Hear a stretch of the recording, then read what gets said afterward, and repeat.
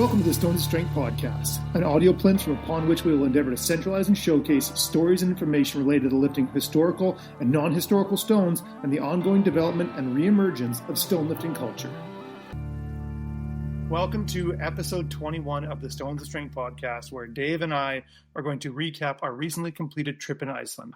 So before we get into that, we wanted to go over some of the discussion that had happened on a post that we recently put up, where we wanted to canvass the community to get an understanding of how people felt about whether or not historical stones should only be lifted in the manner in which they were historically. So we put up this hot topic video along with a poll, and the whole point was to open up the discussion and do our best to not influence it, to see what the community's general thoughts were about this topic that I think is a pretty important thing that we all try to find some common ground on now that stone lifting is becoming more and more prevalent. There are more new eyes coming to it daily, and sort of establish a bit of a baseline on how these stones are to be lifted and respected, which was a common through line through all the comments, so that they can be preserved in the future for generations of lifters to come.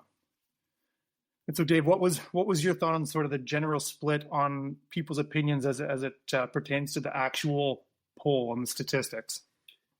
I almost think that there was three camps, and I just want to make it clear that when we put out this hot topic, it was to try and have a discussion to get these big questions out there. It was in no way trying to divide anybody, right? Yeah. There was no putting a line down between you're this group, you're that group. The whole point was just to get the conversation flowing, because it's a very important conversation. And, you know, after this poll went out, we saw some lifting in Ireland that actually upset all the local Irish lifters, and rightfully so, but it directly pertained to the concepts we were talking about. Yeah. So this is why we put this stuff out, is we don't think that we can sway anyone. That's not the point of it. We just wanted the conversation for lifters of all levels to be able to be heard if they chose to. And we got to see that. So it kind of, from where I was sitting, it looked like there's 3 points of view. There was people that said historical stones should only be lifted in the way, if the way is known, to that level. So if it was a carrying stone, only carrying it. If it was a chesting stone, only chested, because we have the documented history, and we only want to do that to stay true to the feat of strength, both for the safety of the stone and the safety of the heritage of the lift. There was another camp that said, you know what, it really shouldn't matter how I lift it. I'm going to lift it to the highest extent I can. These are historically tested strength. And if there was a person from 200-300 years ago and they could only lift it to chest, they would be hyped to see me lift it to my shoulder. And, you know, that's a very, very fair argument. And I totally get that. And then there was a third camp where people would say, it doesn't matter, just lift the stones, don't break it. Mm-hmm. And that's also a fair point. But I think that point is maybe, it was more prevalent in people that haven't put the time in to either travel to lift stones or put the time in to maybe think deeper about this. People that maybe weren't from countries that actually had a history behind it, right? Because people from Ireland or Scotland, they would have put the time in to think about this, because these stones are representation of their culture and their culture's histories and their culture's stories. And they're irreplaceable, right? They are irreplaceable. And so what was really cool to see was there was people of all experience levels that came to comment. But we also had very, very experienced stone researchers, stone lifters, and even people that are, in essence, stewards of historical stone coming in and providing their input. And one of the things, like you mentioned, Dave, that was, I think in some instances, there was a lot of thought behind the comment on what respecting the stone looked like. Yeah. In other instances, the comment, respect the stone, was thrown out because that seemed to give permission to lift the stone in whatever manner that individual desired.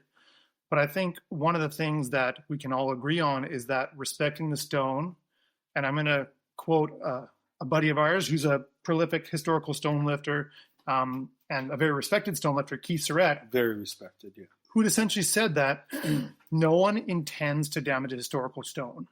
So by saying respect the stone, essentially what you're saying is, I'm going to lift with the intent not to damage it and hope not to have an accident. And I hope I've captured that right. Yeah, basically his point is that the common thread seems to be lift the stone however you want, so long as you don't damage it. And because nobody intends on damaging the stone, essentially the point means lift the stone however you want, but do not have an accident, is what it boils down to. Which no one can guarantee, right? Like, I have been walking since I was a baby. But I still trip sometimes. And unfortunately, what a trip or an accident looks like with a historical stone could result in either damage to the stone or even worse, a severe injury to the lifter, especially for a more strength intensive and technically intensive lift like a stone to shoulder, or at the ultimate end of the spectrum, a stone overhead. And so I think unquestionably the higher the stone is lifted from the ground, the higher the risk to the stone and to the lifter.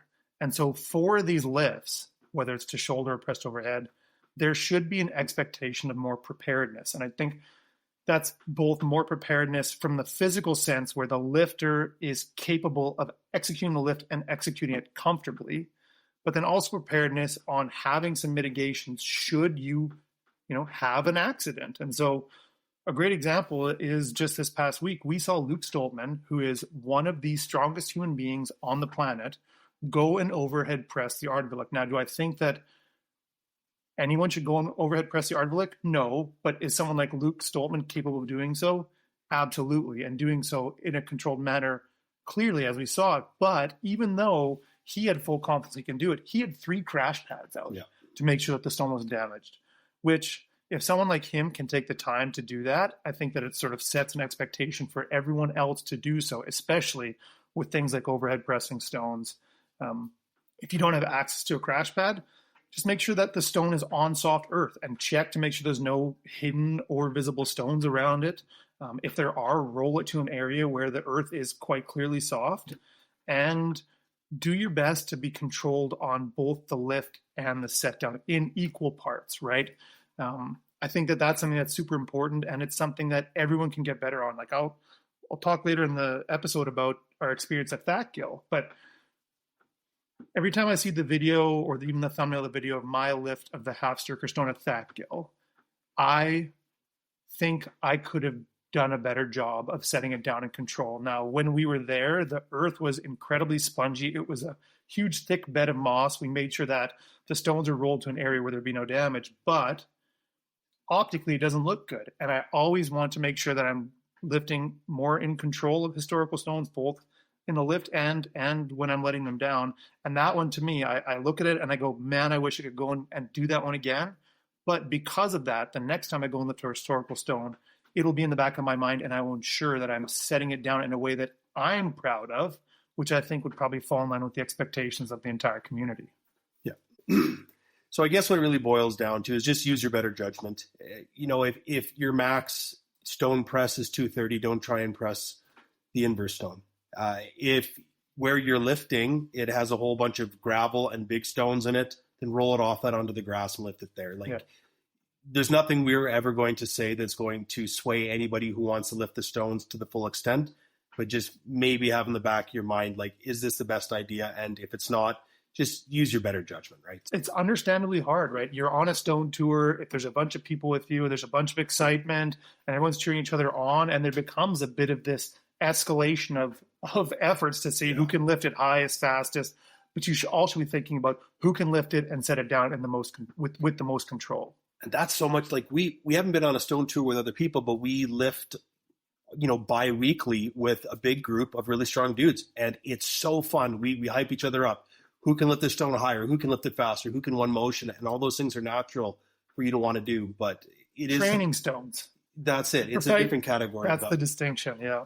Anyways, for everybody who participated, thank you very much. It was really good to hear people on both sides of the equation, regardless of our personal points of view. There was excellent points on both sides, and just cheers to everyone who got involved. Yeah, and I just want to circle back and reiterate on the fact that it was 2.5 to 1 about the people who expect, or they themselves believe, that historical stones should only be lifted in the manner in which they were historically. But we know full well that there are shouldering assassins out there that are capable of lifting some of the largest historical stones in the world to shoulder with ease.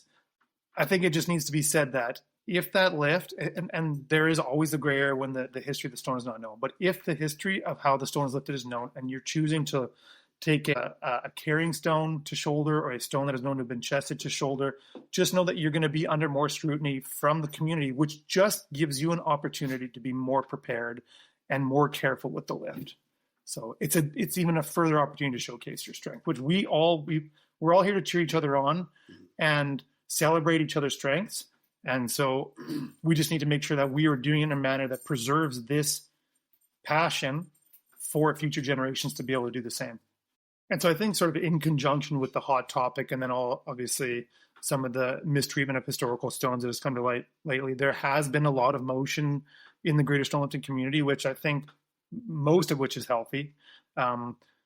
Certain researchers, lifters, representatives of stone lifting culture and nations are coming out and saying, hey, when you come here, please lift the stones in a specific manner. There's a stone lifting Reddit page, and the moderator has come out and essentially said that any videos of stone lifting, not just historical stone lifting, but stone lifting in general, will be taken down if the stone is not controlled back down to the earth. And I think the impetus is that this moderator wants people to practice that on their training stones so that it becomes second nature when they go to lift historical stone. It's really interesting to hear that, and it's really cool to see that people are starting to take this more and more serious, and especially in light of recent events. But I guess my takeaway would be is just make sure that when you are going for a stone lifting trip, you are ready to set them down with respect. Like, I'll drop stones in my garage onto a crash pad. Our local stones, we know the ground, we rake the ground, we care for the ground, we know every rock and pebble in it. And I'm okay with dropping those from chest height. I don't slam them down, and maybe it's something I can work on myself. But the point is whenever I go on a stone lifting trip, anytime I've touched a historical stone, I've done my best to set it down with the utmost respect. And as long as people have that in their mind, I think that's the key takeaway. Yeah, and I think we shouldn't dissuade people from trying PRs on their training stones and pushing themselves beyond their limits with their training stones. That's the place to do it. So you just got to think about it is if those are the rules for this particular Reddit page, the video, power to them, man. Right, Yeah, the video might not be viewable there, but you can still post it on your Instagram, right? We want to see videos of people doing these fantastic, impressive lifts on their training stone. And if you drop it from height, it might be worthwhile. And this is maybe something we could all do, is make sure there's a little disclaimer in the comments so that people who are passive viewers of stone lifting can understand, is this a lift of a training stone or is it the lift of historical stone? Just say PB of a 400-pound shoulder of such and such training stone versus historical stone. And that actually happened to me. There was somebody looking to press a popular historical stone, and I really kind of advised against it. A number of people did, and this person is not going to be pressing it. Not saying it had anything to do with what I said to him, but he kind of snapped back at me at one point saying, well, I just saw you drop the Agaili stone a couple weeks ago. I said, well, the Agaili stone is a stone that I found, I dug up, I weighed, I put it in a grassy field, and I named it.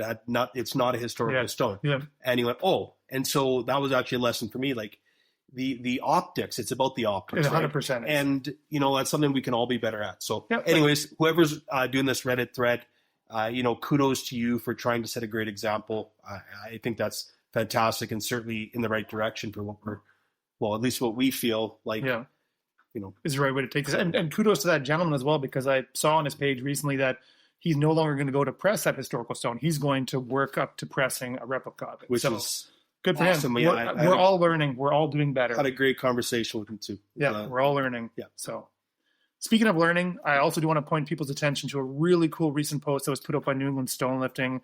It was a really great example from Jarrett McPhee, who is an experienced historical stone lifter and someone who has helped to grow and nurture one of the largest and most involved stone lifting communities in North America, if not the world. Yeah.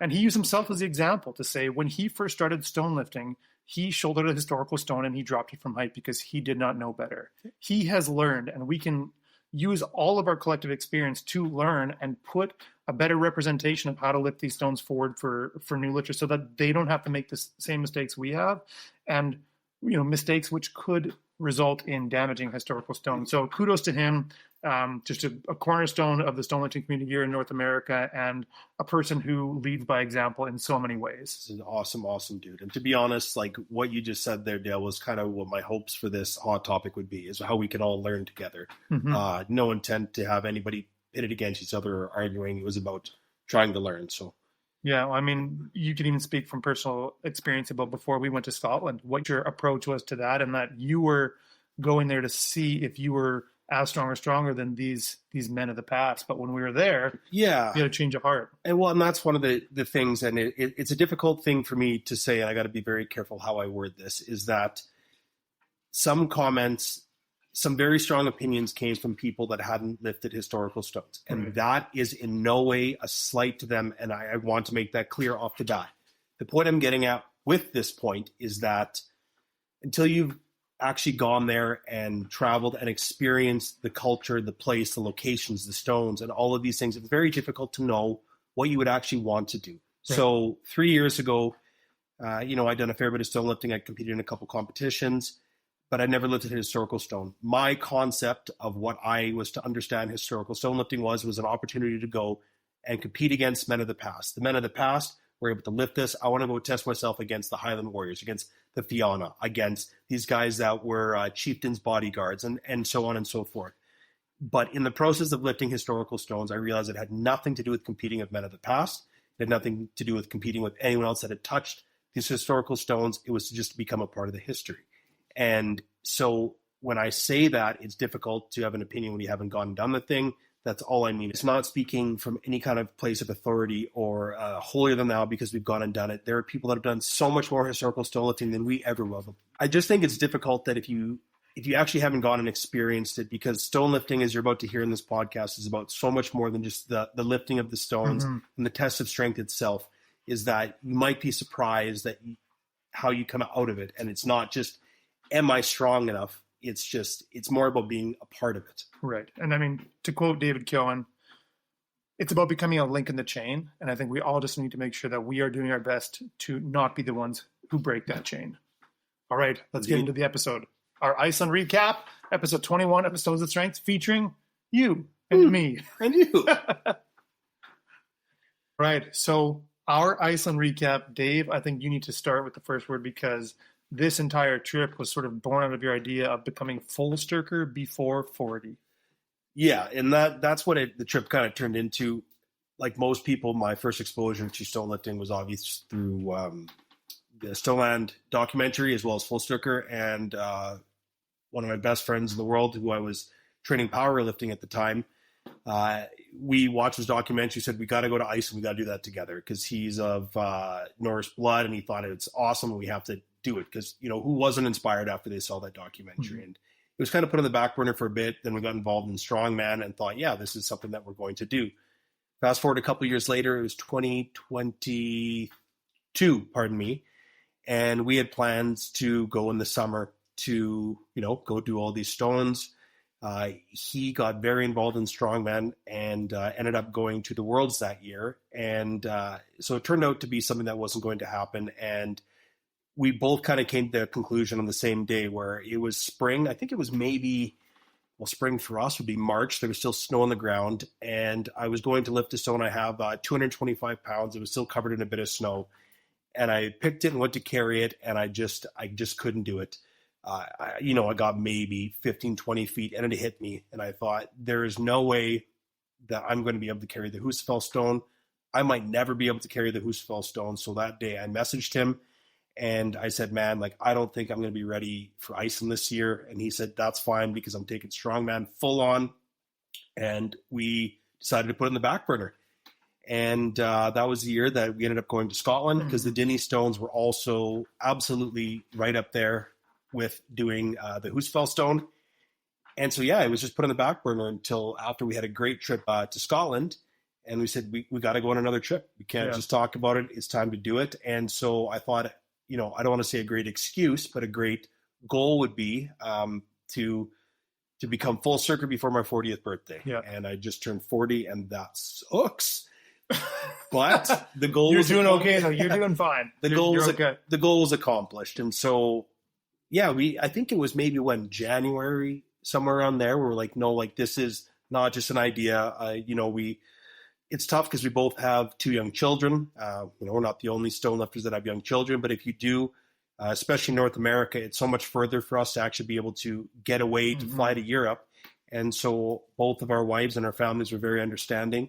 in I hate to use the word allowing us to go, but anyone will know what I mean. Super supportive too, right? Supportive, but like saying, no, this is something that we can make work, right? So I think it was probably around January we went, okay, this is happening. I think that's when we knew it was happening. Yeah, kind of real, right? Yeah, last summer we'd kind of talked about it and weren't kind of sure, but we're hoping it would happen. It was like someone like let's hope we can do this, right? We set it as a training goal, and then if it happened, we were going to be prepared. If it didn't happen, then at least we had something to train towards. So, yeah, it was. I think, like a lot of people, like that Fullsterkur documentary does such a beautiful way of not only advertising and showcasing the stones, but also the cultures and the landscape of Iceland, and trying to tie together why these people were so physically fortified and able to lift these stones.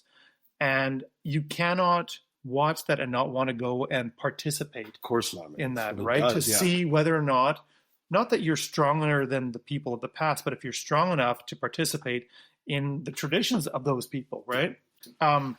It just sets such an enticing goal for your training and for your physical development, which I think everybody needs to have. And so what was the point in your training where you realized that lifting the Husafell was that you were going to make reality? It was last summer. I hate carrying, hate it. Like I used to hate it. Let me put it that way. Right. I didn't think it was something I was very good at, and it was something that I was not very good at because I didn't put the time in to learn it.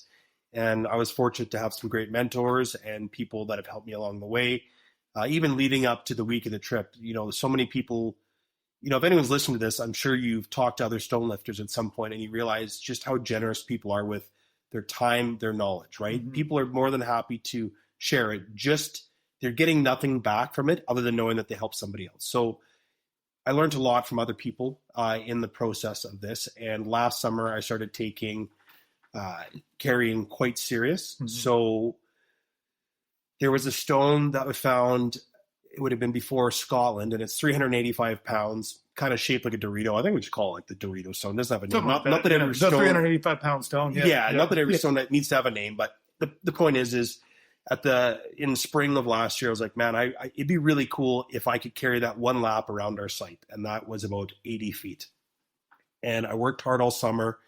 I was actually able to carry 410-pound Husafell trainer 80 feet in my garage. And then by the end of summer, I was able to one motion that 385-pound and carry it for 90. I think it turned out to be 90 feet, somewhere right around there. And I thought, man, like that's right there. Like that's right there. I'm a few pounds off of the Husafell.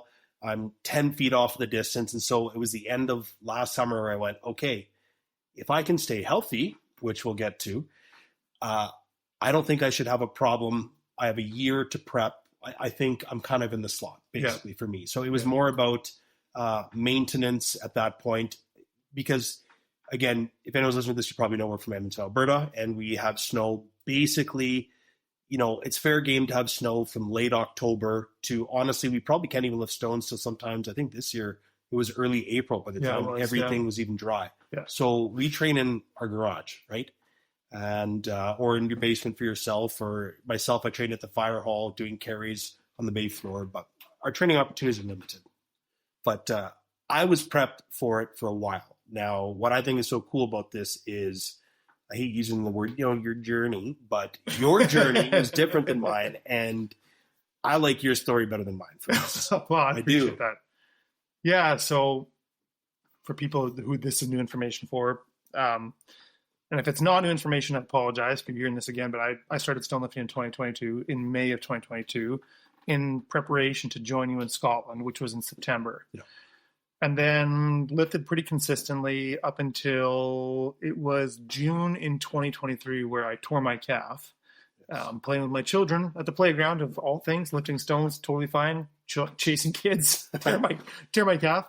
And as a result of that, and a couple of muscle imbalances and things that happened later on, in my healing process, I was dealing with lower back, QL, and particularly right hip flexor issues for about 8 months, to the point where I couldn't sit for more than 5 minutes in a car. I drove around with a lacrosse ball or like a rubber ball in the glove box of my car.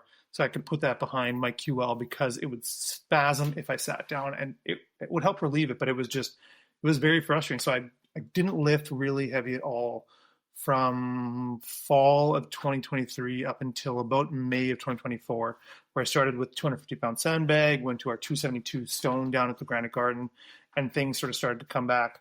And so that was when the idea of this Iceland trip came up. And at that point, I was thinking, there's no way in hell I'm lifting the Husafell stone. I don't have a background in powerlifting. I was a fairly decent athlete growing up. I'd like to spend time in the gym, but I was not, I wasn't throwing up big numbers on a barbell. I'd never really lifted barbells before, stone lifting. And so my goal at that time was, Tripvik was my goal. If I can lift the Husafell off the ground, that's a massive win. And so in September of 2024, and I went from having very terrible low back function to having about 80% in a very quick amount of time. I realized that it was a QL spasm versus all of these other things that different health professionals had told me. And it got to about 80% really quickly. And then that last 20% took until about January to sort out, but I was able to start lifting heavy. And I borrowed your Husafell trainer in September, and I was able to lift and walk 330 pounds for about 120 feet. And so I thought, you know what?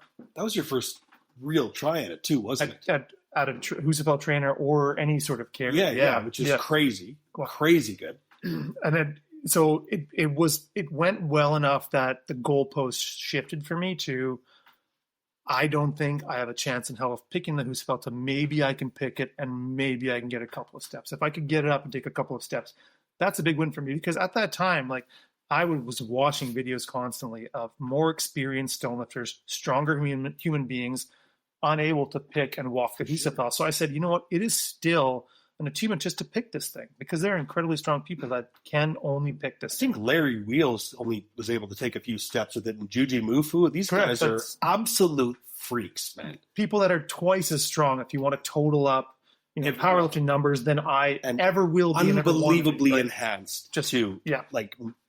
Freaky dudes. Exactly. So I said, you know what? Maybe I can pick this thing. Let's set that as the goal. And so then one thing I was very aware of was that it doesn't matter. And I seem to have a decent proficiency for the carry side of things. For sure. But I had never deadlifted the Husafell weight. And so in my mind, and the other thing that I had known from being in Scotland and even training out the Granite Garden was that my cupping strength has always been a limitation. So the two things that I really focused on was, for about 3 months straight, was getting my overall deadlift, posterior chain strength up, and my wrist and forearm strength. So if I was doing any kind of rows, chin-ups, anything like that, I was using essentially a 2x4 with an eye bolt in it, and I would do static hangs from that. I would use that for chin-ups. I would use that to hook onto a loading pin to do rows, and then I was doing deadlifts, and pretty much only that. And in about 3 months, I was fortunate enough to add about 80 pounds to my deadlift. And you gained a ton of muscle too. You bulked up a ton of muscle. You worked hard. I turned into an eater. You have to, man. That's exactly it. Yeah. Bikini season was over for me, so I had to get on some. Hot girl summer was done. Exactly. It turned into Iceland boy. It was Iceland boy winter. Yeah. And so then I added about 80 pounds to my deadlift, and I got to the point where I was deadlifting comfortably 450 pounds. And that's when then in January, so right after Christmas, I worked with a buddy of mine to build a Husafell trainer. And then the sort of goalpost continued to shift to be like, okay, now I know I can lift the weight, because the height of the Husafell pick is very similar to the height of a deadlift. Sure. And I worked sort of sadistically at carrying this trainer and picking this trainer every single workout, whether it was a row or a squat. I was squatting with my trainer. I was doing RDLs with the trainer. It was all about this Husafell trainer, because I started to realize that, you know what, I can pick this thing. Maybe I can carry it. And I didn't know how far I could carry it. But I just figured, if I'm going to, like you said, it's a huge investment of time and money and resources to go and do this trip. It's not just the money that you're spending to travel and to go and pay for accommodations and vehicles and food. It's the time you're not working, you're not with your family. It was one of those things where if I'm going to make these people around me make this sacrifice for me to do this thing, I'm going to try to do everything I can to sort of make the best of it. So, yeah, as soon as the snow melted, you and I started doing a lot more work on the Husafell trainer outside, walking loops, and I luckily have a field in front of my house. And I eventually got to the point where I was like, you know what? I might do this. I might walk this thing around the pen. For me, that was always the end boss of stone lifting. So I said,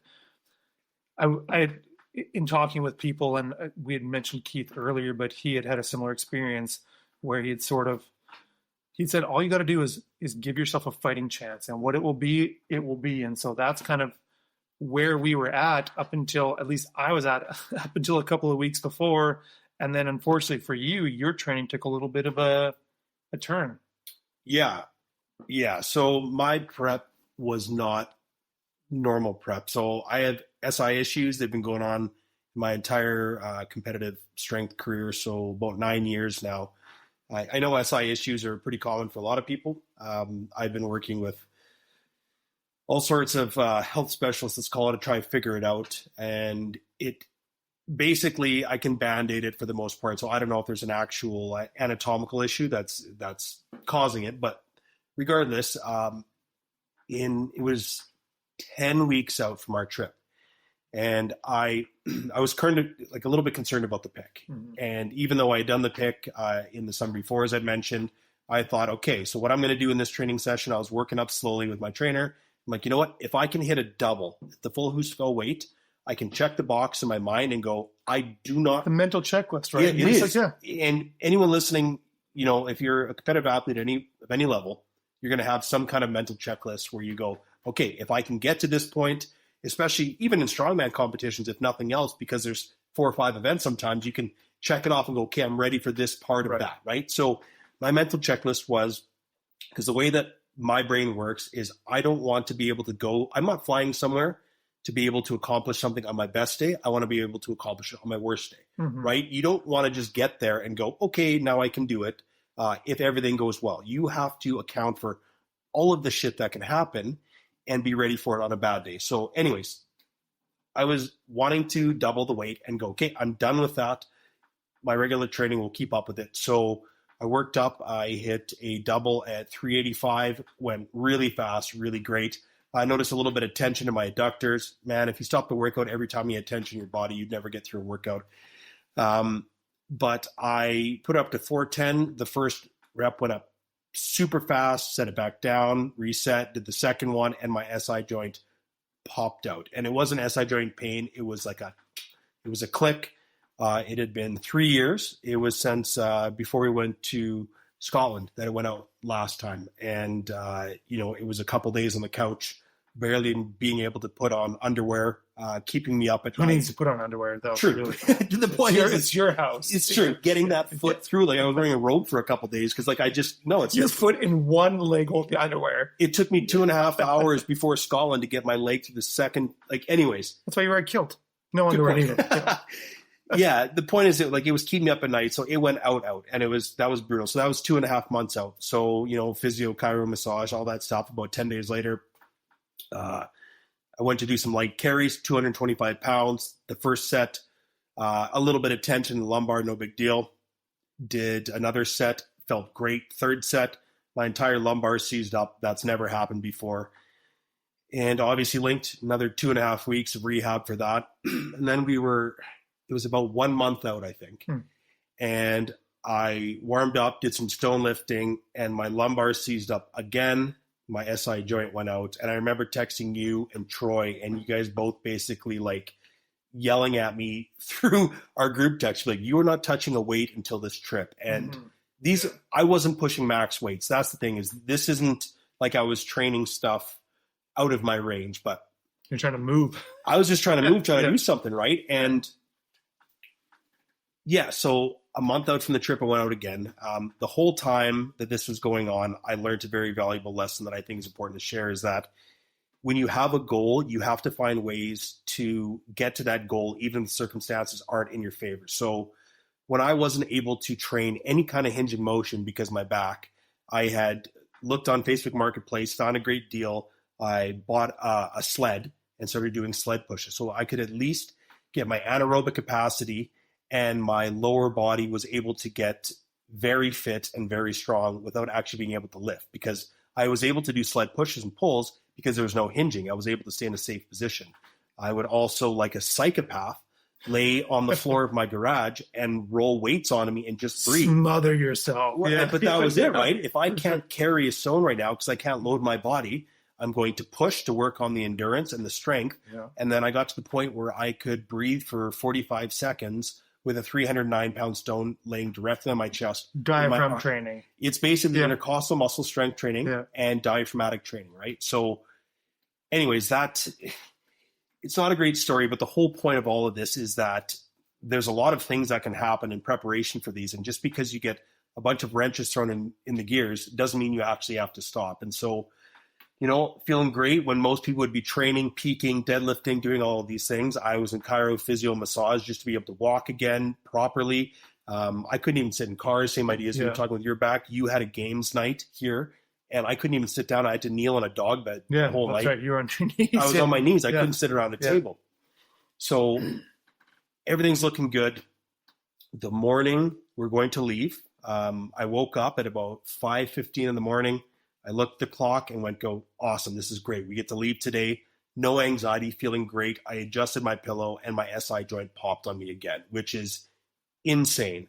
And I was in disbelief. I couldn't believe it. How can you be relaxed and it popped? And don't get me wrong, just because a joint pops doesn't mean your body goes into full shutdown mode. Protection mode, yeah. But I felt it tightening up. So I was up at about, 5:15 that morning.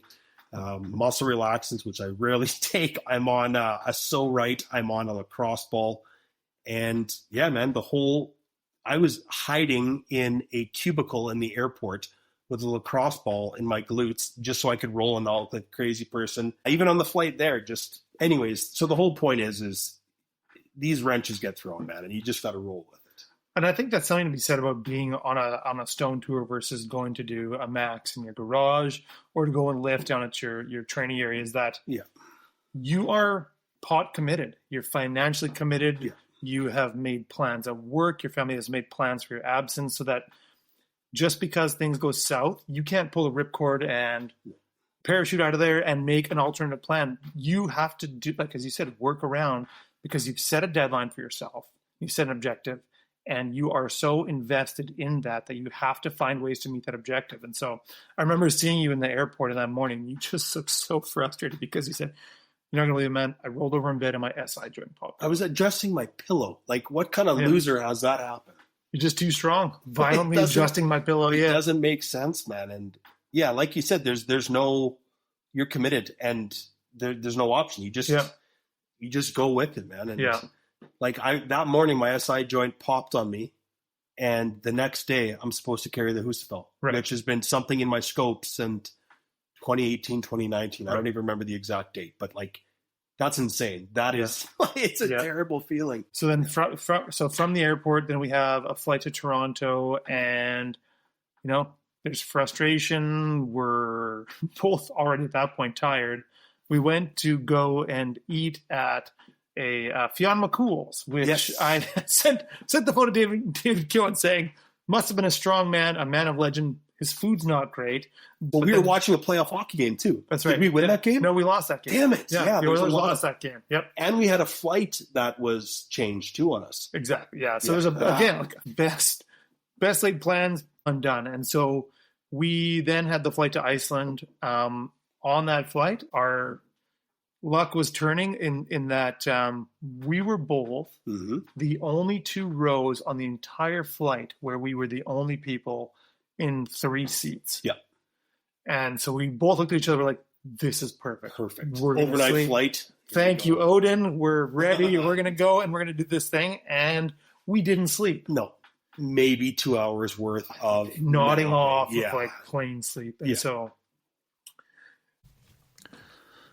So kind of needless to say, by the time we hit the Keflavik airport, we'd been in transit for the better part of a day, and we were pretty cooked. But I mean, the nerves are there, the adrenaline's flowing, and I mean, we're in Iceland, so we're just so excited. As soon as we got the car, we stopped for our rations for the next couple of days of the trip, which amounted to be an assembly of some of the most Hollow carbohydrates money can buy, like benign things like packages of ramen and licorice and candy and whatever else that could provide some sustenance and some energy on the car ride that we knew for the most part wasn't going to mess with our guts. So yeah, because food can be sparse there. That's something that we've been warned of, and also that we learned as we went there, is that it's it's big gaps between some of the towns, and a lot of times restaurants aren't open.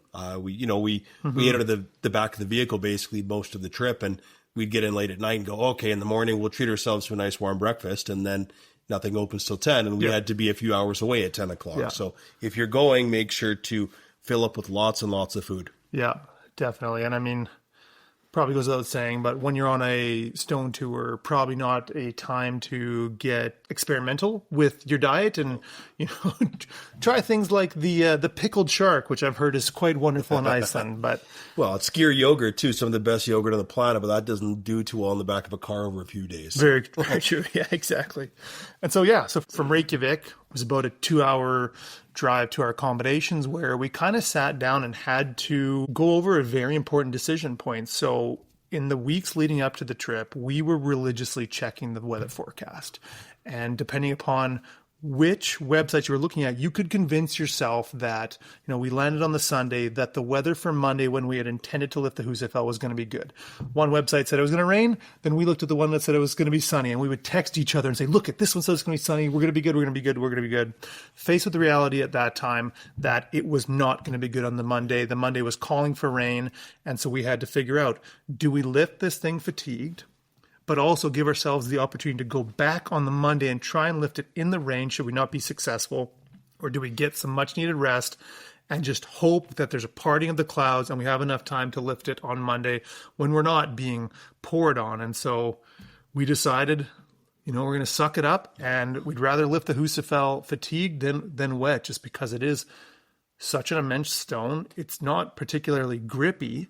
And when you're carrying it that kind of a distance, that rain just adds an X factor that we did not want to have to deal with. Yeah, absolutely. And, we were warned ahead of time if, the forecast doesn't really mean anything, but when the nerves build up, you certainly want to keep checking, right? Peace of mind, trying to build the plan in your brain and picture it. But, it's one of those things that there can be a ton of luck, not that, just that we've learned. We've only been on a couple of stone lifting trips, and we know people have been on many, many more. And that's something that they bring up a lot, is that there's a lot of luck on these trips with the weather. But at the same time, sometimes you have to take it into your hands and make your own luck, right? Maximize your chances. Yes, exactly. So that's what we did. And so we just got it up and we drove straight to Husafell. And it was time. It was go time. I think that was the quietest part of the trip. Because at that time, I'm in my head about this. This is the big bad that I've been training for the better part of 8 months. And you go, I got to a point where I don't even have to lift it. I'm happy enough just to have made it here. I don't want to find out the answer to the question if I'm strong enough. I'm happy just knowing that I've put in the work, and that's that. But of course, when you get there and you see the pen and you walk up and you see the stone, you go, this is it. This is exactly the place that I've been trying to put myself in for all of this time. It's time to just let it be what it'll be. Yeah, and it was interesting because we when we got there, it was almost like stone dysmorphia, where we walked up to it. The pen was kind of what I pictured the size would be, but it's actually more rectangular than circular, and you can see that in the drone footage that we got. But we saw the stone originally and went, oh man, this actually isn't that big. Okay. And then we, put our hands underneath it and tipped it up because it wasn't at the opening of the pen where we wanted to lift it. So we had to carefully flip it over to where we wanted it and go, yeah, this actually doesn't feel too bad. I think we can do this. But as we're trying to find the handles on the stone and give it a few tugs and everything, that stone grew and grew and grew in our arms to the point when, this is the real deal. Of course it is. And we were kind of faced by the reality of, okay, we really got to do this. This is a serious task. But it was quite apparent that this is the challenge. This is the real challenge that we had made it out to be in our mind. This is the real challenge that we perceived it to be. Again, I'll say it again. This for me was always the end boss of stone lifting, not just because of the stone, but the carry aspect that was involved. And Going to bed thinking about the Husafell stone, dreaming about it, or you might call them nightmares. You wake up in the morning, you're thinking about it. You've made it out to be this 10-foot tall by 6-foot wide stone. And in some ways, you almost have to do that because that's then what you're training to try to tackle. So when you see the real stone and you realize this is liftable by a human, you've kind of over-prepared for a battle. But regardless, like you said, you try to lift it and you go, oh no, oh no, this is the real deal. And I know for you too, like again, having to be adaptable, your plan on how you had to pick it was completely different than how you realized on the spot you were going to need to approach the stone. Yeah, well, obviously I trained to pick it like everybody does, right? The Husafell style pick is known by that name for a reason, but just with the way my back was, I couldn't get into that position. So I had to adapt and pick it flat from the ground, which obviously was not the plan, but that day that was the lesser of two evils, right? And it wasn't just that my back felt terrible. The reality was, considering the previous 2.5 months, it could have gone out, man. And that was terrible. I didn't have trust in my own body, which is a terrible feeling, obviously. Think about sitting in a plane for a dozen hours, in a car as well. Yeah. And then at that point, we had been awake for nearly 36 consecutive hours. So I don't think... Minus a 2-hour nap on the plane, basically, but that's nothing. I don't think in any aspect we were feeling at our physical prime to be tackling such an immense stone. But again, you just suck it up and you soldier on. And so we both tried to pick it a couple of times. That was, for me, when the nerves really started to set in, because the first time I tried to pick it, it barely moved. I tried again, and I tried, like, not full force, but I tried to see if I gave it a 70% effort, how close this was going to come to getting up into my knees, at which point I could try to wrestle it. And I kind of was confident that if I could get it into my lap, I would be able to stand with it. That doesn't mean I'd be able to walk it or walk the full distance, but I knew if I could get it into my lap, I could stand. And it was doubtful at that point. But then you went over and you grabbed it and you ripped it off the ground and stood up with it and you said, and now we walk. Yeah. Once I found the handles. But to your point, like at least in my experience in Iceland, I don't think any of the stones you can just give it a 70% tug. Mm-hmm. Right? Oh, yeah. Like you kind of really have to commit to it, with the exception of maybe Judas. But 100%. But in some ways, you're kind of waking up your CNS. For sure, and you're really just trying to. Well, after a plane ride too, and that's the thing is, everybody talks, and this happens at so many of the sites. At least, in our experience, is that you definitely get adrenaline in these sites. But having been up for, pretty much 36 hours, any adrenaline... Not to make you insane. Yeah, well, that's it. Any adrenaline has been counterbalanced by the sleep deprivation. Yeah. And that's not any kind of excuse making whatsoever, but it's just the reality of the situation, right? So you're almost at baseline, so to speak. Yeah. But it was just like when you're there, you're in that moment, you're thinking about the people back home that have been supportive, that are waiting to hear on how it goes.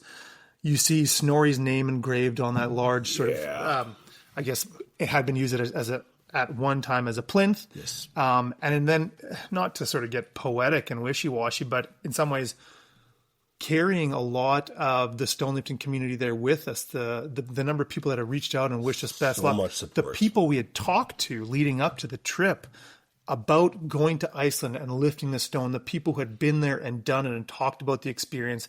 Again, we'll mention Keith a number of times because we were constantly voice back and forth and have become quite close. But he had said that was the greatest accomplishment he'd ever done in his entire life. In his strength life, And he had a very storied strength career, to the fact where the shirt that, and not to be gruesome, but the shirt he lifted the Husafell stone in, he plans to be buried in. Which is so awesome. Yeah. And so between the mental pressures and the flies that were consistently going in any exposed orifice. Yeah. Luckily, those were limited. Not the flies, but the exposed orifices.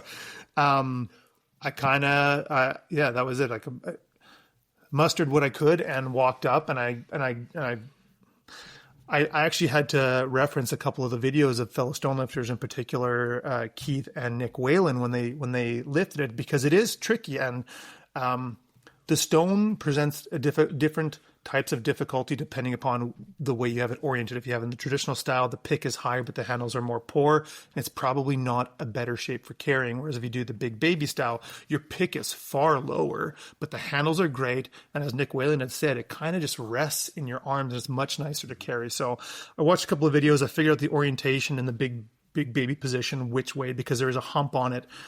Based on the video of Keith I watched, it was facing inward, and that's kind of how I decided to tackle it. So I gave it everything I had, and you can see in the video, I actually shocked myself because it did come up to my lap, and it came up to my lap in such a manner that I actually almost fell backwards and had to kind of kickstand out my left leg to prevent it from toppling on top of me. So got it up, and I sort of shimmy it up until it's fully up onto my lap, and I pick it up, and you yell, "This is it," and then I go. And I can't now imagine how heavy it was, because at the time, all I was thinking was, holy shit, this is really heavy. When stones are that big, that's all you can really use to describe as this is so heavy. Yeah. But luckily, because of the big baby style, a lot of the weight was sort of on my forearms, and I didn't have a lot of trouble breathing. But I kind of make it down that first stretch, and I go, this is moving quite well. This is moving quite well. Hit the backside of the pen, and then it really starts to set in and start to get lightheaded and go, oh shit, like this is as far as I go. Take a couple more steps, and that kind of clears out. Take a couple of big deep breaths and keep moving. And then eventually made my way around to the front corner, at which point I can hear you just saying, keep going. And I remember landmarking where I picked the stone up to make sure I stepped a couple of steps past it to not fall just short, because as much as I probably would have had the strength to pass that point, I would have been so gutted. You review the video and go, oh shit, I was 2 feet short. I was 2 feet short. So I go and I drop it, and you could hear I kind of just groan. Did my best to set it down gently. You did. At which point I turn around and I just said, like, Lachlan and Lukey, buddies, we did it, which are my two little boys. I knew they were at home waiting to hear from me on how I made out. And it got emotional. You and I had a pretty good brother hug, and then I kind of just spiraled into this weird disbelief. Like Alex Burleson had mentioned it in the episode we did, where you have this dissociative experience. And I just I think I laid on the ground or wandered aimlessly around saying, oh my God, I can't believe it, for a good minute. I mean, I have a video and you can hear me in the background muttering like a crazy person, because I just couldn't believe that it had happened. It at one point had seemed like an impossible task, and it kind of just, it all came together. And the thing for me that was so strange about this, like having been an athlete growing up and done a lot of things, Ironmans and other things that are physically strenuous and take a lot of preparation, the amount of time preparing for this feat and the window in which you find out whether or not you're capable. You could train for 8 months and you go to pick it and that stone does not come off the ground, and all those expectations and anticipation just kind of crumble around you. And so it is incredibly nerve-wracking. And I was more so just happy that was done. The anticipation to lift the stone was over. Yeah. And just get on with the rest of the trip after that. Well, that was the big one. And then you came and launched that thing and ran around good, like the Roadrunner. And yeah, I know it felt. I don't know if I was any faster than you, but it felt good. The pick was there, the body held up. I was walking. I don't remember too much. You kind of black out a little bit, but I remember getting close to the end, and I think I could hear in the background, and I can hear you're saying words, but none of it actually means anything because my brain isn't actually computing. It's just like thinking step, right. And then I got through and dropped it, and I was yelled Fullsterkur. Yeah, it was a nice moment for sure, because we'd both done the biggest task in our mind, the one we cared the most about. Yeah. Again, those boxes were checked. Not that this stuff is just about checking boxes, but you want to be successful if you're putting the time in and the effort and all that. Of course, you want to be successful. So the biggest one was done off the bat, and it was kind of like the now weight. We're on vacation. Yeah, that was it. The rest of it was fun and exploration and adventure. Like, I know that word can be maybe overused and sound a little bit hokey or cheesy, but it is an adventure when you go on these trips. You don't know exactly where some of these places are, and yeah, man, it was awesome. That was great, and we called our family, and it was awesome. And then we got back to them. Yeah, we called him. Actually, it was Father's Day, and so we called my wife, and Mom and Dad just happened to be here with my boys, so we were able to tell all of them together that we had hit Fullsterkur before 40, also on Father's Day, which that's right. I forgot it was such a cool Day. experience. And our dad said, "That's the best Father's Day gift I could be given." Yeah, so that's for right. us to be there together and doing this thing, and I think like. That was the one. So had I made every other lift in Iceland but failed Husafell, I would have been disappointed. But having got Husafell at that point, everything else was just a bonus. And for you too, what a great moment to realize that your body held up for such a big task and had a very high likelihood that it was going to be able to, with care and maintenance, make it for the rest. But at least that big test was in the bag. So well, it did. Yeah, the first one, it felt it was the very last lift of the trip, which we'll get to, where it finally acted up on me. But yeah, it gave me a lot of confidence going to the rest of the trip. That's for sure. But, yeah. So from there, we went back to our hotel, had a couple of scatches, and got a much needed, much overdue sleep. Yeah. But surprisingly, we didn't sleep as long. I thought we would have slept for 12 hours, but we both woke up pretty early because I think we were just so excited because day 2 was Breathtaking. Yeah. Which is such another incredibly legendary Icelandic stone. And then I talked about how the goalposts moved during training for lifting the Husafell. Then the goalposts for the trip started to move to go, okay, we got Husafell in the bag, but you don't want to show that you're a one-trick pony because Breathtaking and Husafell, it couldn't be more of a different test. One is an incredibly heavy stone with a carry aspect, but fairly good handles, whereas Breathtaking is not as heavy, but horrendously smooth, like Castle Menzies smooth. Yeah, it's a terrible stone in the best way. Yeah, like I don't mean like it's a fantastic test, but a terrible stone to have to lift. Right. Like I absolutely love that stone, and we were lucky to get some heads up from guys beforehand that the path there, or the road in, was actually closed off of the highway. And so we did hike in, and it actually afforded some very interesting, some cool things came out of it, I guess, as we hiked in. It's over a lava field. It's not a pleasant hike. And there was a number of families and couples, and I think a few of them were saying they were just turning back because it was like, a lot how much further. farther is it? They're like, oh, it's another mile or whatever. Like, let's just go back. Yeah, some people were dropping off because it's just not a great hike. And then we obviously we've mentioned already, but we had our dad's drone there, and so we thought, we were coming up to a cliff bluff, and we said, let's get a little bit of footage here, just from behind us, and so we can have some perspective of where we were walking. And we did our best not to be perfectly cheesy about it. Purposely said, okay, we're not doing cool guy walking pose where we're trying to be epic and things like that. Just walk, man. Yeah. But like 10 steps in, and I look and I see like a little splash off in the distance, probably 500 meters offshore. And then I look and I see another one. I'm like, that's something. And then I'm pointing to Dave. And as I'm pointing, it's a pod of orca whales that are breaching the surface, which was such a cool, like being in Canada, I've spent some time on both the east and west coast. I've always wanted to see orca whales. Had never seen them, and then here we are walking along this outcrop over top of the Breathtaking beach and see a pod of orca whales. Just so cool, man! Like what a neat moment that was. And you try and get a zoom in on your cell phone camera, nothing does it justice. And so we just kind of set that down and just looked. Yeah, and it was awesome. And we were told ahead of time that to walk 15-20 minutes past Breathtaking to go see this other beach because it's just gorgeous. And that was the side we actually came in on. And so what was neat... Yeah, we were north of Breathtaking. We parked north of Breathtaking. Okay. Yeah. And so that's what I thought was really, really cool too about it, is the way that most people come down just because the road's open and that's the way you come in, is you walk down. There's the beautiful archways. You walk past the archways down to the beach. But we came from the beach side, so we came from the ocean and walked up, and there are the stones and then the archway, and it was just a really neat approach. And again, debris from ships scattered across the shore and stuff like that. Yeah, it was pretty cool.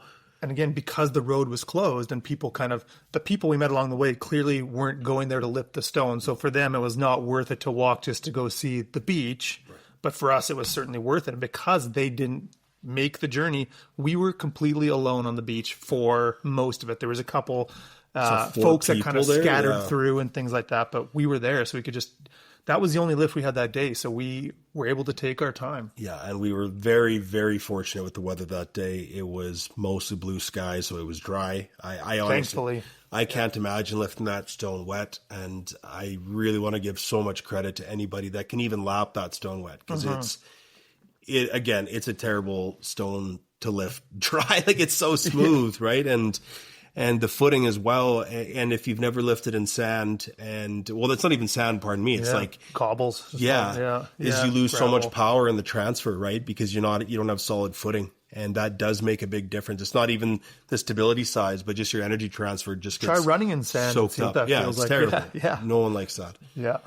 But we warmed up a little bit, and then I'm trying to remember who went for like the first real attempt first. I think I went for the first real attempt, and it didn't go. I think I got it up into my knees, at which point I was trying to lift in my kilt, and I didn't even try to lift it like row style flat off the ground. My forearms were quite torched from Husafell, and I just figured, again, I got to maximize my odds. Do I spend however many hours fighting to get the lift here, the row style at Dritvik, when I could go class sweat style, which was something I had trained, and we had talked about in many previous episodes, having a deep and wide toolbox when you go on these stone tours, because you don't want to fail a lift because you haven't, trained in a different style that would allow you to actually get that stone up. So I tried to clasp it. I went to lift it, but because the stone was sort of rolling as I was trying to get in my lap, it was kind of rolling and falling down the folds of my kilt.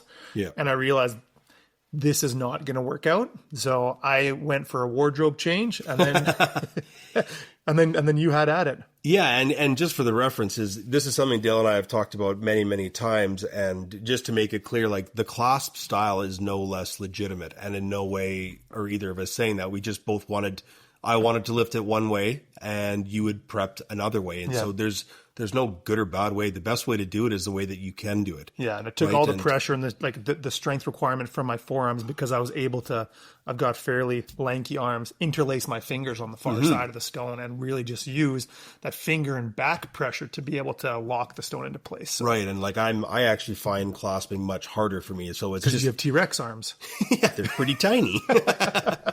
But yeah, so then it took me a few goes. It slipped between the knees, and then I think it was my second real attempt. Like, you talk about when you lift a stone, sometimes especially when I'm trying to help people learn it, I use the expression pull the slack out of the stone. If most people have done deadlifts, and that's a common deadlift cue, is to pull the slack out of the bar, right? So the plates don't clink.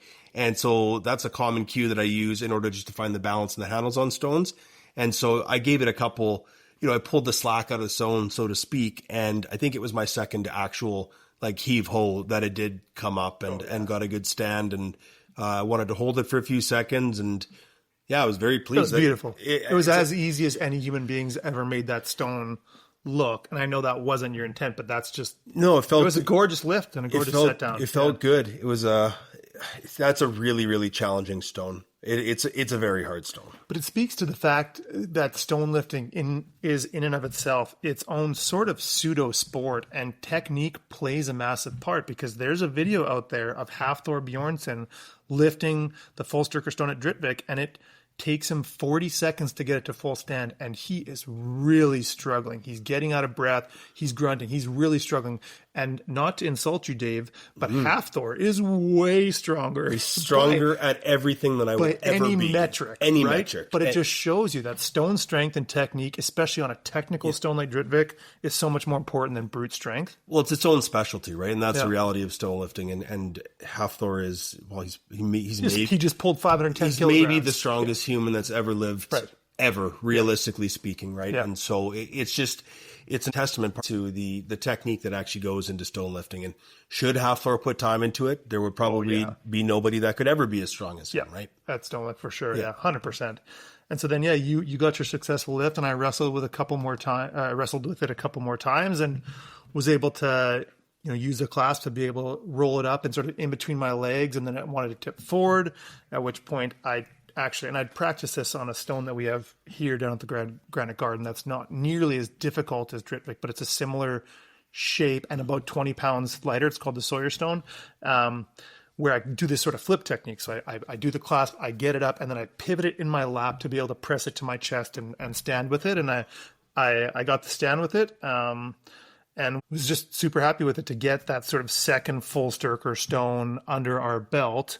And we were able to just enjoy the beach, walk around, take some cool drone footage overhead of the 4 stones, some photos of the arch scenery. And at that point, like that Dritvik beach and even the drive in and around there, it's on the southwest portion of the Snæfellsjökull National Park. And so there's waterfalls pouring off of every crevasse that are all fed by the Snæfellsjökull glacier. And so we took the time, we went nearby to the Troll waterfalls, and went in and toured around in there and stuff. And actually, because at that point it was sort of drive to the stone, rest, drive to the stone. So then we kind of sightseed a little bit.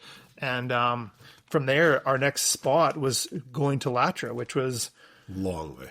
6-hour drive, right? So you're sort of starting to drive along and into the West Fjords, which are such a visual spectacle. Like there are these layers and layers of ancient volcanic basalt that essentially dive into these fjords. And so you're driving around the fingers of these fjords, and it takes you far longer to get where you can see, but what you see is spectacular. So yeah. Yeah, it's no rush to get anywhere. Like you can't rush there because of the roads, but also there's no reason to rush. It's just so gorgeous everywhere. And that drive into Latra is legendary for a lot of things. It's beauty. It's pretty nerve wracking, to be honest. It's a colon clencher. It is a colon clencher, and you're right on the edge of the side at parts, right? And it's a sheer cliff off the side, right? Like it is with washboard gravel. Oh yeah, it's brutal. Road surface. Yeah. You know, and you talk about throwing wrenches in gears. Poor Brian Clifford was there a couple of weeks after us, and they got 2 flat tires driving. They were stranded. Yeah, it sucks, man. Yeah. And that throws a massive wrench in the gear, and yet he was still able to do just extraordinary and get Alsterkur at Latra. Yeah, and after having a fantastic lift at Husefeld as well, super amazing. Happy to see him do that. I know it meant so much to him as well. So he did it as well as anybody ever has. Right? Yeah, it was just incredible. Yeah, shout out to Brian for that. For sure. But another wrench in the gear that we can mention is we stopped at Flokalander on the way to Latra. We did. Was such a neat place. You know, someone who is a passive fan of Viking lore and culture and has seen the Viking TV show and understands Floki and the journey to find Iceland with his ravens. That's called Floki's Landing. That's the translation. That is where Floki and his ravens purportedly landed. And near there's a natural hot springs that's completely open and accessible to tourists. So we figured it'd be a good idea, being that we were, bodies are pretty fatigued. Like it's not ideal to do fairly close or max effort stone lifts and then jump in a car for a couple of hours and sit. The hamstrings aren't a super big fan of it, and I have quite tight hamstrings to begin with. But so we went and jumped in this hot spring and went for a bit of a stretching session, at which point I have a bad habit of when I stretch, I figure I want to see how far I can push my body into a stretch and then hold it there and make it adapt. In this instance, not a great plan, because I was stretching my lower back and it totally went out. Just that kind of shooting pain across the lumbar. And I immediately just went, oh no, because it's happened to me before. I know what it means. I know what the result is going to be. And I thought, of all the places to do it, we're hanging out in the hot spring after lifting 2 incredibly large and difficult stones. This is where the trouble starts. But again, I caused it for myself, so I have nobody else to blame. But not ideal. No, not ideal at all. But we you deal with it. And so from there, it was the drive to Latra. I think luckily a lot of the shaking on the gravel washboard road helped to loosen up my lower back. I think I had a metal water bottle too across my lumbar, kind of just putting some pressure on it. And then we got down to Latraberg, which is the westernmost point of the European continent, which is pretty neat. So cool. And the drive down in there, you kind of drive into this picturesque fishing village. And the beach is gorgeous white sand beach. There's Arctic terns absolutely everywhere, which, note to anybody who's there around nesting season, which is around June, they are not happy for you to be there. And They're not at all. if you walk through the beach, like we walked quite a bit, the Judas stone was easy to find, but to find Brynjolf stack, and they were coming at us. They were pretty aggressive, but the first stop was the Judas stone. Yeah. And that went really well. That was a very smooth lift. It's a beautiful stone to lift. Yeah. Oh, sorry, go ahead. Oh, no. It's a pleasure to lift that stone. It's a really, really nice lifting stone. It's the kind of stone that I would love as a training stone because it's really nice. It's a bit confusing though, because it's 280 pounds. It's a great shape. It's almost sort of like a mini Legostine style stone. And it looks quite smooth, but there's the little vesicles that when the lava was hardening and the gas was escaping, these little vesicles, when they're exposed to the surface, it's like a cheese grater. And it actually shredded my arms way more than I expected it to. So, kind of like an Inverstone style where it's smooth, yeah, but still somehow cuts you up. Which takes its pound of flesh. Yeah, it certainly does. Yeah. And just for reference point, because if you reference the Old Man of the Stones map, it shows Brynjolf stack before the Judas stone, pardon me, and it's actually quite a bit further. So you will not miss Brynjolf stack. You just have to keep going down the road. What was it? Just maybe a minute. And we were looking for it sort of near the Judas stone, but it turns out, as you said, it's further down the road. And there's a sign, and it's quite easy to find. But if you're looking in the wrong spot, you're not going to find it. Yeah, we spent a while doing that. But yeah, the Judas stone was a great warm-up stone to get things moving. Like you said, a nice liftable stone in good shape. And then we headed to Brynjolf stack, which is an absolute monster. And it might be my favorite lift of the trip, not because it was particularly impressive or something we had anticipated, but it was your reaction to the lift. That was just absolutely poetic.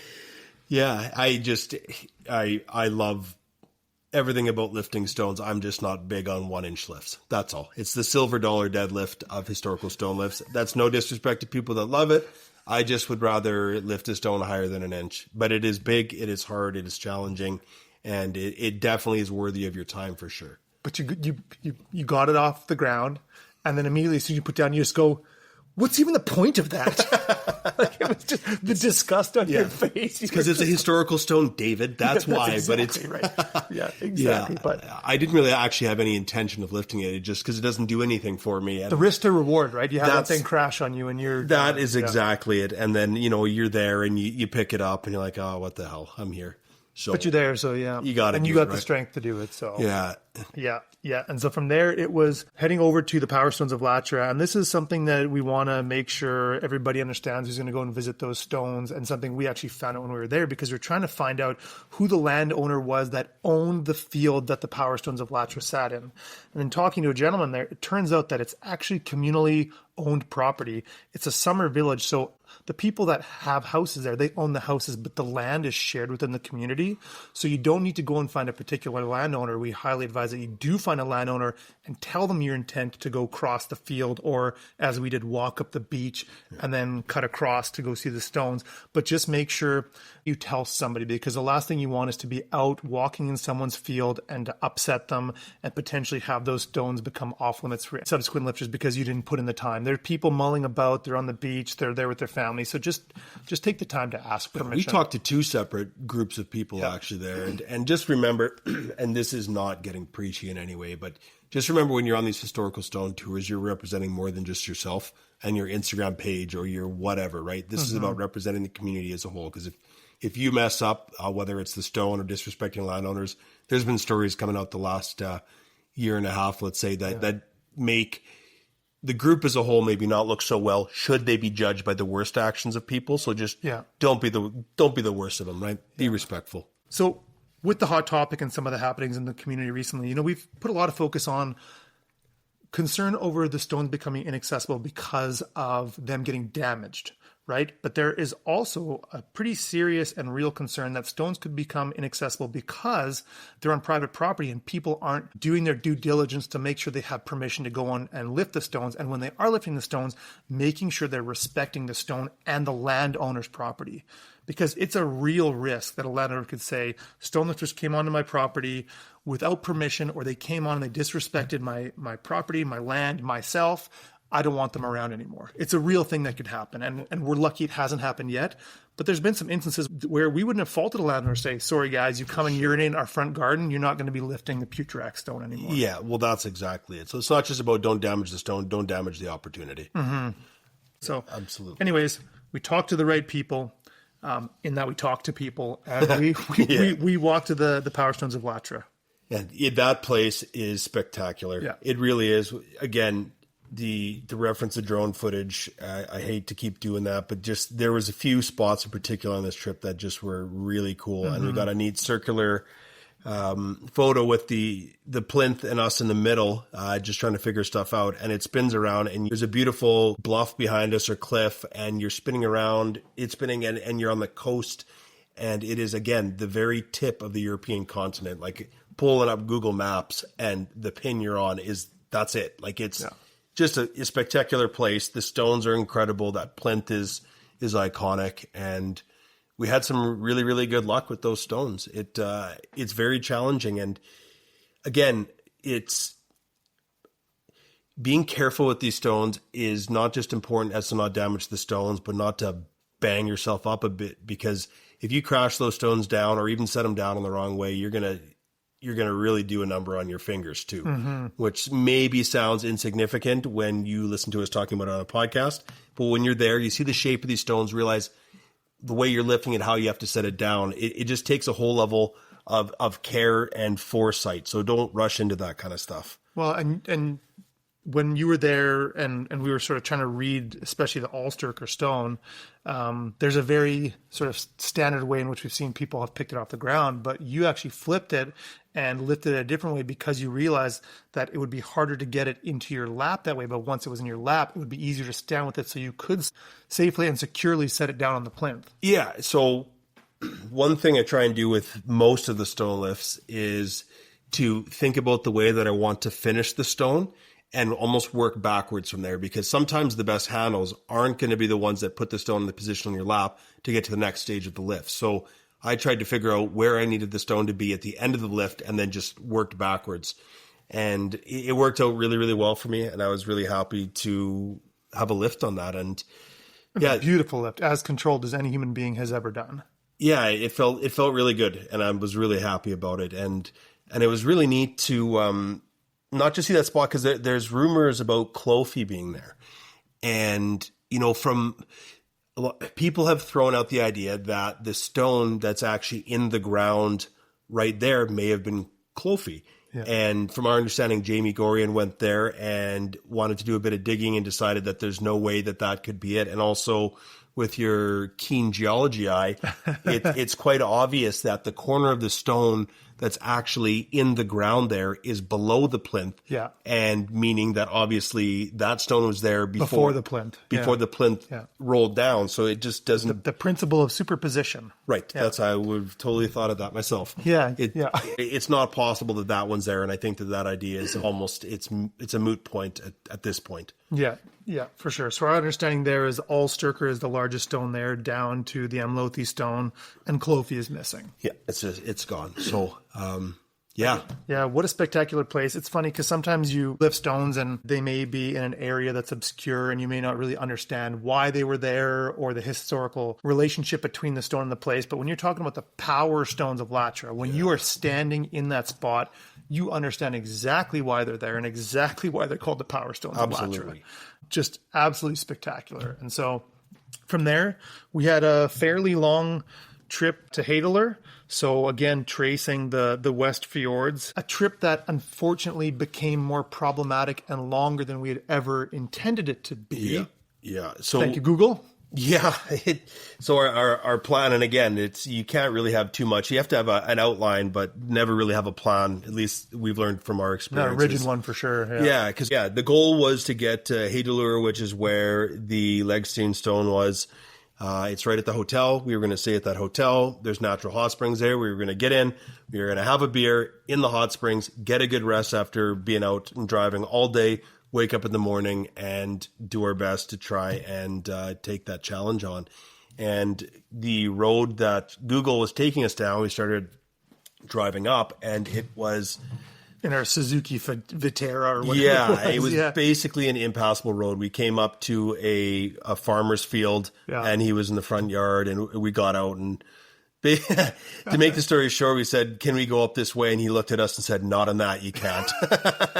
He was very kind to us, but it was time to turn around, which added 2.5 hours to our trip, and an incredible drive because we went up basically on the top of a mountain. There was glaciers up there. We stopped and got some ice from the glacier. The cool beers we were hoping to drink in the hot springs. Yeah, and we realized, oh man, we're not going to make it for check-in time. And so we sent an email to the hotel saying, we're going to be late, please leave a key out. Continued on our journey there. And we got there, I think maybe 12:15, 12:30ish. Yeah. And AM, so middle of the night. Middle of the night. Luckily, it was a couple days before the solstice, so it was still essentially daylight. Maybe a bit dusky, but not too bad. And there was no key out, and they didn't see the email. And this isn't any way bringing any kind of disrespect in the hotel. We talked to them about it the next day through email. They were lovely people, really, really kind. Everything got worked out. It was more on us than anything. We didn't think to call, even though reception wasn't really too good. But we did get an email through. But anyways, we didn't have anywhere to stay. So we had two choices. Yeah, we had two choices. Yeah. And choices were knock on a bunch of doors and windows and disturb people to try to figure out where the hotel staff were staying so we could get the key to stay in the nice hotel that we were determined to stay in and go in the hot springs as we saw other people were when we arrived there and get the rest and lift the stone, or suck it up, not be a bother, and just lift the stone, because the last thing we wanted was to disrupt the hotel guests or the hotel staff and have them understand that these disruptive people were there to lift the stone and have that negative association with stone lifters. Yeah. And for the record, we say knock on doors. It wasn't going to the random hotel room doors. There was a building that was separate that looked like it was pretty staffy. Staff accommodations. Yeah, staff accommodations, but we still didn't want to go disrupt people in that manner. So we still got the beer and we wanted. Yeah, we got the cold beer. We made use of that ice. Yeah, the glacier ice, and we drank a beer. That was our warm up, and we just really went right to it. And for a 220 kilo, 484 pound stone, that's tough on the nervous system, because we'd been up and driving and lifting for over 16 hours at that point, right? And they're long days, and that's part of it, and that's part of why it's so awesome, right? Yeah.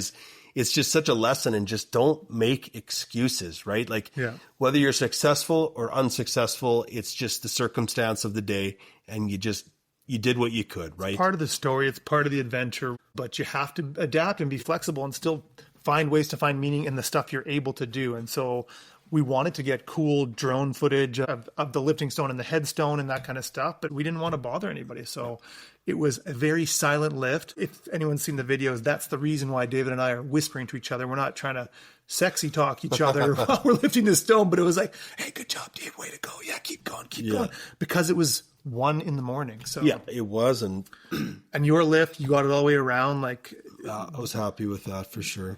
Helped that poor farmer out. And at that point, that's the heaviest object I'd lifted in my entire life, maybe besides a couple of ring stones years prior. But at 480 pounds in the middle of the night with no warm up, I was to pick it off the ground. I felt it was a win for me.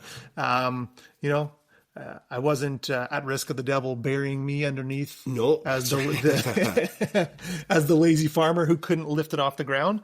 And then we just jumped back in the car and we took off and we drove for another 3 or so hours until 4 or 5 in the morning, stopped on the side of the road, brushed our teeth at a waterfall. Which is pretty Had cool. a car nap. I think we slept probably a good 5 or 6 hours. We had another 5 hours to go from Hadalur to Thakgil. And this is something anyone who's planning to travel in Iceland, depending upon where you're from in the world, you may be used to there being gas stations around every corner. In Iceland, do not pass up a gas station without topping up your tank, because it could be 1+ hours between fishing villages that are of significant enough of a size to have a gas station. Yeah. Like, they were few and far between. And if you're not route planning, or at least taking the opportunity to fill up when you can, you could get yourself into a bit of a spot of bother. So, and food too. Again, food was more sparse than expected as well. For sure. Yeah. Yeah, so the road down to Thakgil, like you kind of travel back through Reykjavik down to the south. We stopped in at Vik Yeah. for some food, like very cool, Really cool. beautiful town. Really leaning into sort of the Viking culture more so than most of the other ones. Yeah. That was something that was interesting. Here in North America, you see so many guys with Ragnar haircuts and Viking tattoos and braided beards. Really, they're LARPing. LARPing as a Viking. And when you're in Iceland, not a one. No, didn't see a single person. No. Yeah, which was interesting to see. But anyways, I digress. Thakgil. Thakgil was extraordinary. We were told ahead of time by Ryan Stewart that it was worth the drive alone, and we got a lot of help from Sean Urquhart on directions, and we spoke to Nick Whalen about it as well, because those were the first three guys that were there and did research on it. And yeah, it was really something else. The drive in was extraordinary. We around every corner the landscape shifted. It shifted to the point where we saw something really bizarre and really, really cool. As you're coming up, getting more towards the area where you have to park to walk in, if you choose to walk, not drive through the rivers, there's a fork in the road, and the fork is, you can see it from a ways back, but right by the fork, you had pointed out there's a giant raven on the side rock face. In the rock face, in the side of the mountain. Yeah. And it's clear as day. We've got pictures of it. We've got videos of it. It's, what do you figure, about 3 stories tall? Probably, yeah. 3-story tall raven.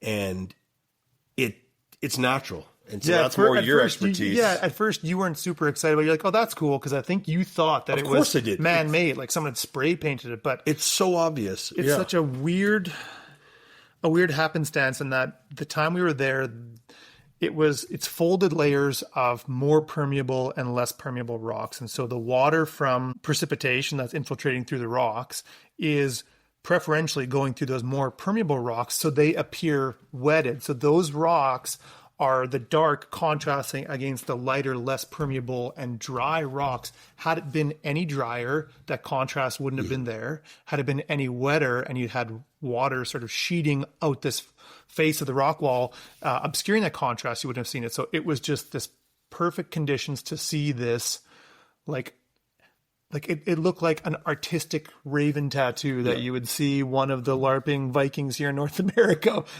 have on their shoulder. And it was so cool, so bizarre, especially considering where we were, the history of ravens and their story in the sagas and helping Floki find Iceland. Like, just what a weird thing. We're not spiritual, like that. But if there was ever a sign that we were there to do something in line with the Viking culture and the history of the island, like, that was it. Yeah, the island was found by ravens in a religion that had ravens associated with it through Odin. Yeah. And we're searching for these stones. Yeah, it was so it was the raven so was cool. there to show us the way. Yeah, it was awesome. And just to sort of circle back to, on that drive up into Thakgil where you can park, is all of these braided rivers coming down from and I've written down the name because I would not be able to remember this, but I'll probably still mispronounce it. The Mýrdalsjökull Glacier. And then on the drive in too, you have these incredibly weird volcanic features that are from wind erosion and rain erosion that look completely alien, like they were something out of a Lord of the Rings movie. For sure. Like just craggy spires and things like that, unlike anything I have ever seen or really understood to exist in the natural world. Like, it looked like a movie set. It did. And if you took me back to a time when, there was thoughts that trolls lived and things like that, that's where I would think they were living. Yeah, it really was a movie set. It really was. Yeah, just fantastic. And that Thakgil, that valley too, like those braided channels, again, it's all glacier water coming down. Like, in that area, the landscape is all a result of the interplay between the Mýrdalsjökull Glacier, the meltwater coming off of it, and then also the nearby Katla volcano. So it's like this push and pull between glaciation and volcanism that has just made this otherworldly landscape that we were so fortunate to find ourselves in. And we parked